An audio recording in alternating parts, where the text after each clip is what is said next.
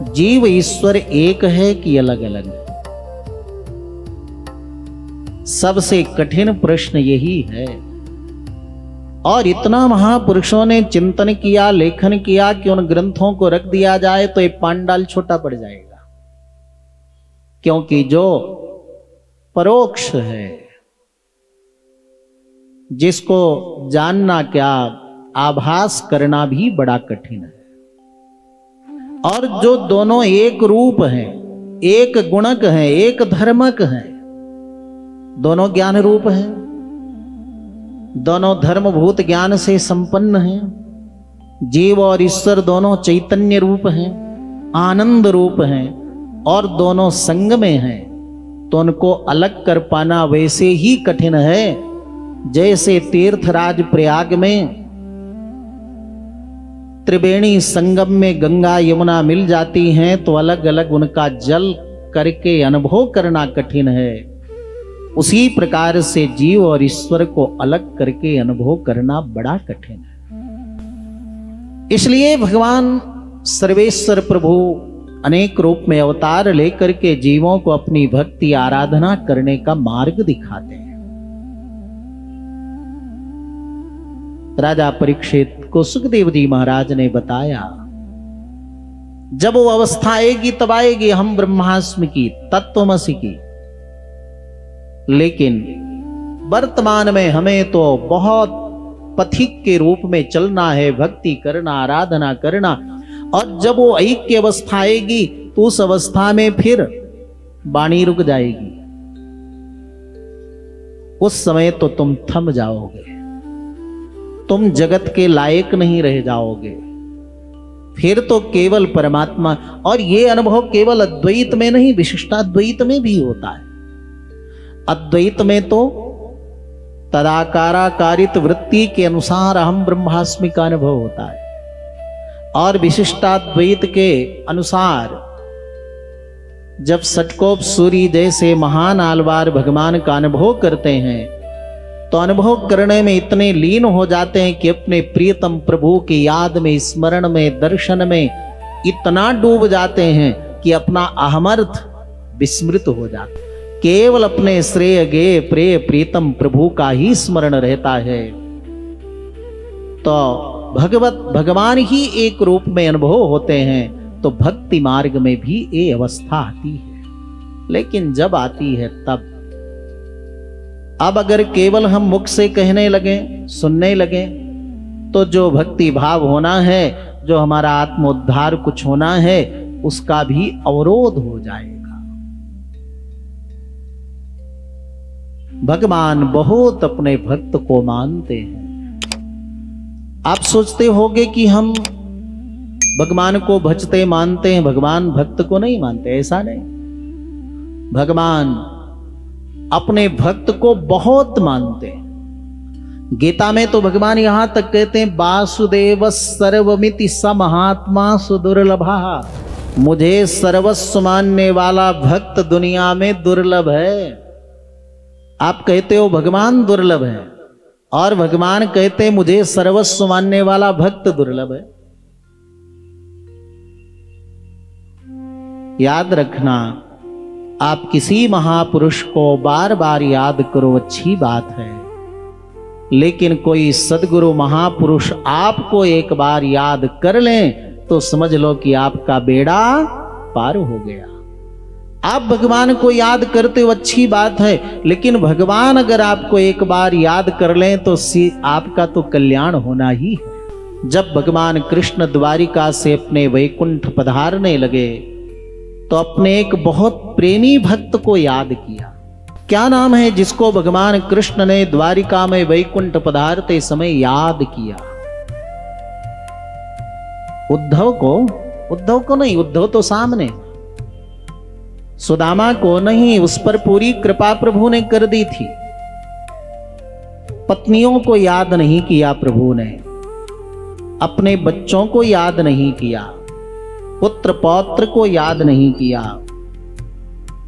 भगवान श्री कृष्ण प्रभु ने पत्नियों को याद नहीं किया, गोपियों को नहीं, ग्वाल वालों को नहीं।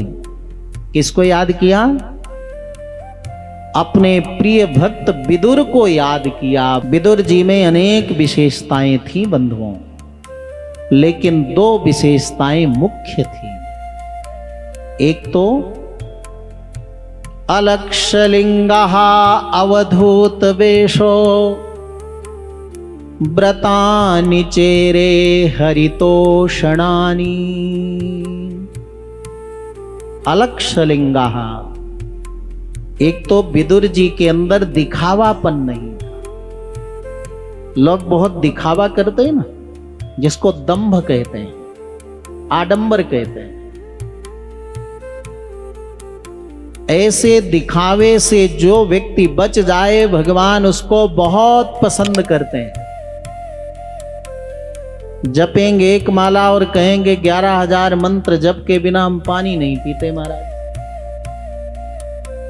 क्या जरूरत है बताने की? 11,000 नहीं, 21,000 जपो। बहुत दिखावा किसी में, चाहे साधु हो चाहे भक्त हो, कोई भी हो, जिसके अंदर दिखावा अधिक है निश्चित तो भगवान से दूर है। आज अनंत भक्तों में भगवान कृष्ण ने विदुर जी को इसलिए याद किया कि अलक्षलिंगः अवधूत वेशा, बिल्कुल अवधूत की तरह। कोई अगर कहता भी आप तो भगवान का बहुत भजन करते हो, तो विदुर जी कहते हमसे भजन होता कहां? आपको भगवान बहुत मानते, मैं तो अकिंचन दीनहीन जाति में जन्म लिया, अनपढ़ अज्ञानी, मुझे भगवान कैसे याद रखेंगे? ये भाव था विदुर जी का। भगवान को प्रसन्न करना है तो कभी भगवान से मत कहो मैं बहुत ज्ञानी, बहुत ध्यानी, बहुत दानी, बहुत भक्त हूं।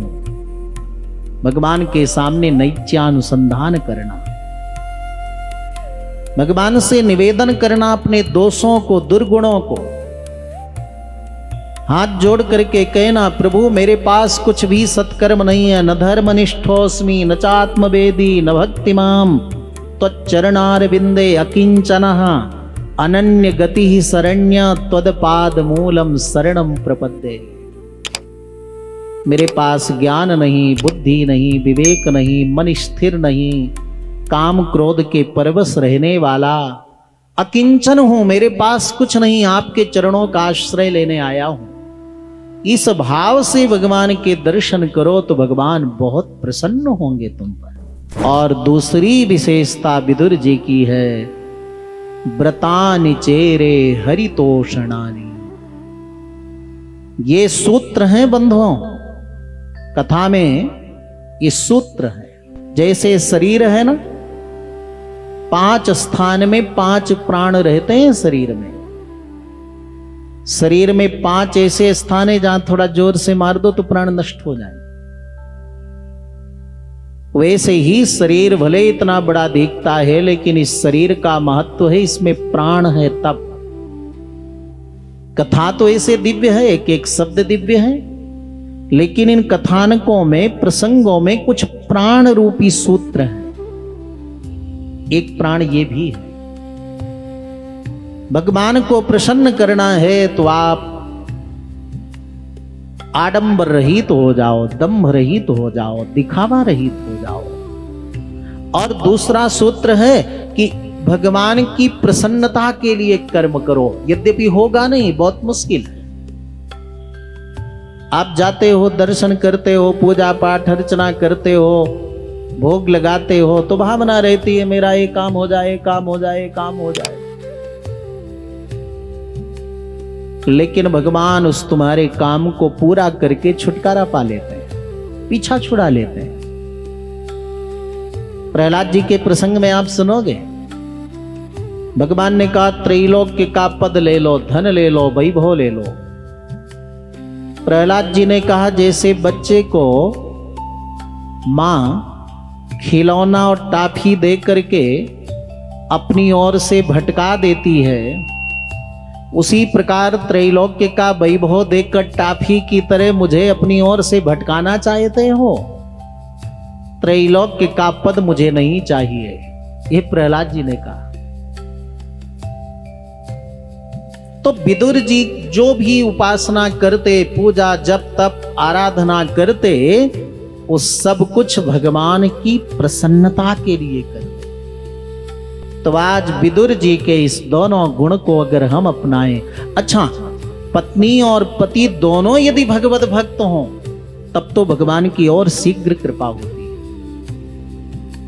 इस कलिकाल में भी आज भी जिस परिवार में पति पत्नी दोनों बैठकर एक संग भगवान के मंत्र का जाप करें, उपासना करें, भले दुनिया में कलयुग व्याप्त हो लेकिन उस परिवार में कभी कलयुग का प्रवेश नहीं हो सकता।